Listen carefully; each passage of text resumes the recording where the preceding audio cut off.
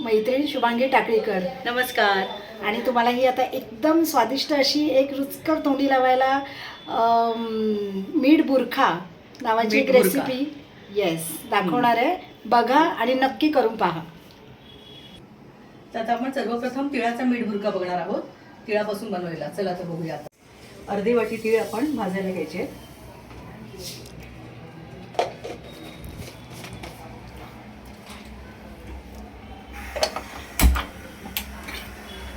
हे तीळ छानसे आपण भाजून घ्यायचे.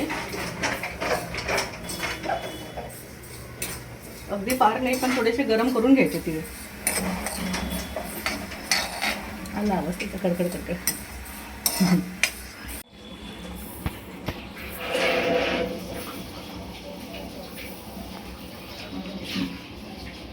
सर्वप्रथम आपण कढईमध्ये तेल ओतायचं आहे. तेल थोडंसं ना हात सैल सोडूनच करा हां, कारण हे तोंडी लावणं आहे. भाजीसारखं खायचं नाही आपल्याला, मग थोडंसं तेल जास्ती लागतं याच्यासाठी. त्यामध्ये आपण अंदाजे मोहरी, थोडी जास्ती मोहरी घाला नेहमीपेक्षा. जिऱ्यासाठी मात्र हात तुम्ही चांगला सैल सोडा. छान जिरं घातलेलं असेल ना तर चांगला लागतो मीठ बुरका.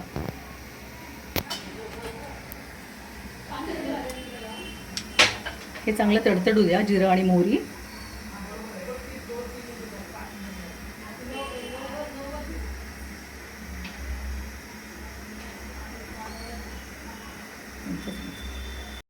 हे आता मोहरी तडतडल्यावरती आपण त्याच्यात घालणार आहोत हिंग. हिंग घातल्यावर आपण त्याच्यात तीळ घालणार आहोत. तेलापेक्षा थोडे कमी तीळ घालायचे, म्हणजे तेल जास्त झालं पाहिजे त्याच्यात. अजून थोडे आपण घालू शकतो. तर हे उरलेले तीळ पण मी सगळे घातले याच्यामध्ये. तीळ चांगले तडतडत आहेत मस्त.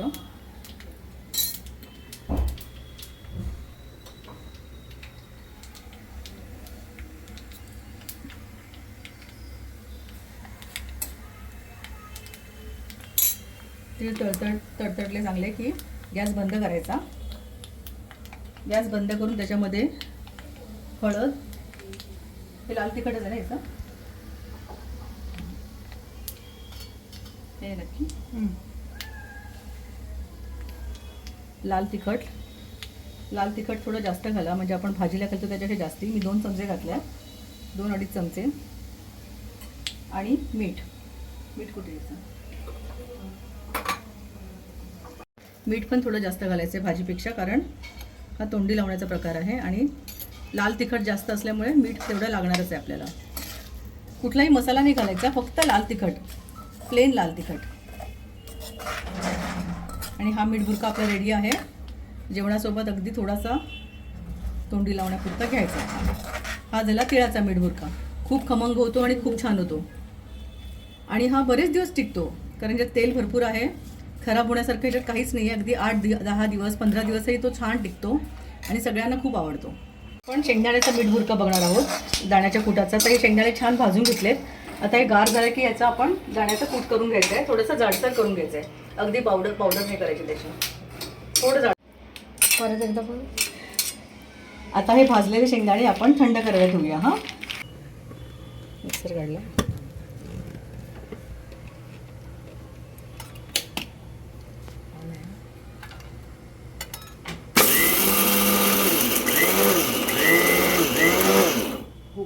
तडतडली आहे. आता त्याच्यामध्ये आपण जिरं टाकूया.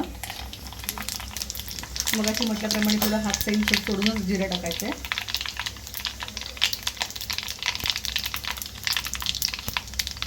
हिंग घातला. गॅस एकदम बारीक केला. गॅसमध्ये आपण आता केलेलं हे दाण्याचं कूट आहे ते घालायचं आहे.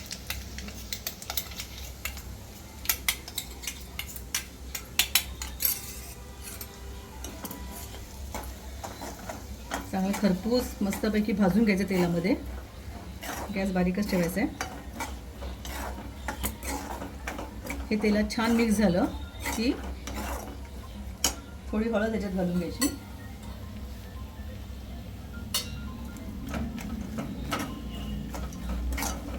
आता गॅस बंद केला मी, कारण तिखट जळतं लगेच, म्हणून गॅस बंद करून त्याच्यामध्ये तिखट घालायचं. तिखट मी 1.5 ते 2 चमचे घातले. तुमच्या आवडीप्रमाणे तुम्ही घाला.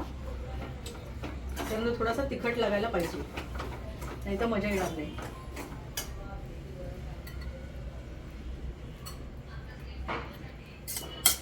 आणि त्याच्यामध्ये सगळ्यात शेवटी हे मीठ घालू आपण.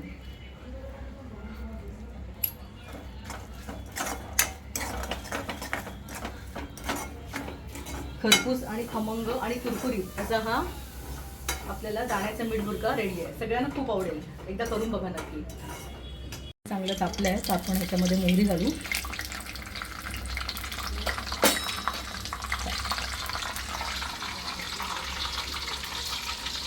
जिरं घालूया.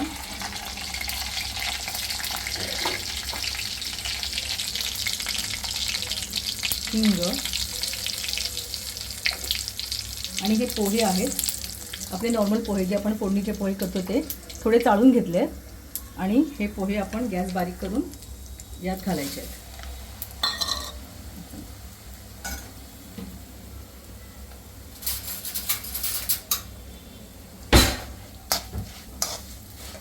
हे पोहे चांगले तेलामध्ये मस्त फ्राय करून घ्यायचे.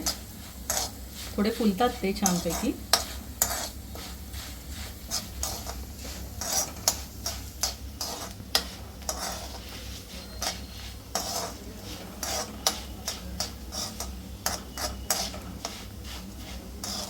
जाडे पोहे फुलायला थोडा वेळ लागतो, पण ते फुलले की एकदम छान लागतात.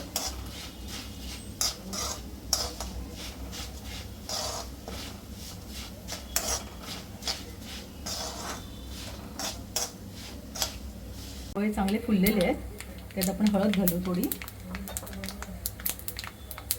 नेहमीप्रमाणे हे 1.5 ते 2 चमचे लाल तिखट. आणि आता गॅस बंद करूया. गॅस बंद नाही केला तर काय तिखट जळण्याची भीती असते, म्हणून गॅस बंद करायचा.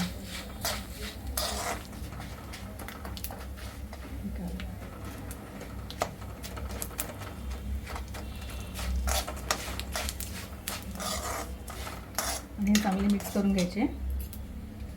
त्यात चवीपुरतं मीठ घालायचं.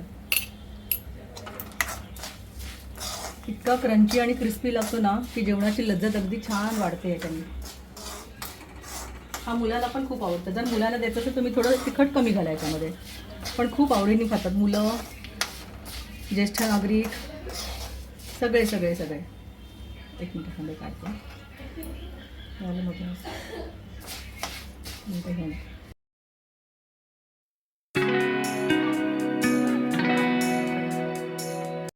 तुम्ही पण तुमच्या घरी हे सगळं बनवा आणि मला नक्की कळवा की तुम्हाला हे कसं वाटलं, आवडलं की नाही.